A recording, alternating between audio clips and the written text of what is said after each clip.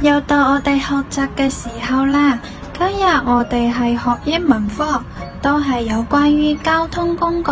我哋一齊嚟睇睇，今日會學啲乜嘢交通工具呢？見到個圖片呢，我哋見到咗乜嘢啊？有一台長長嘅巴士，咁佢嘅英文名呢就叫 bus， 咁係由英文字母 B、U、S 串起身，佢有3個字母串起身係 bus 巴士。接落嚟我哋嚟睇睇第二個係乜嘢呢？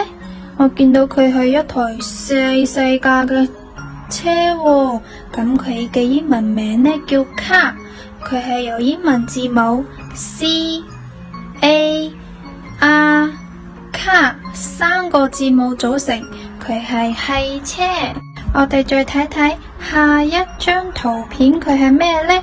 哇，原來佢係架飛機喎，咁佢嘅英文字母呢就叫 plane， 咁佢係由英文字母P、L、A、N、E， 我哋一齊嚟數一數，佢係由幾多個字母組成嘅呢？1、2、3、4、5，原來佢係由5個字母組成嘅，咁佢嘅中文意思呢就係飛機。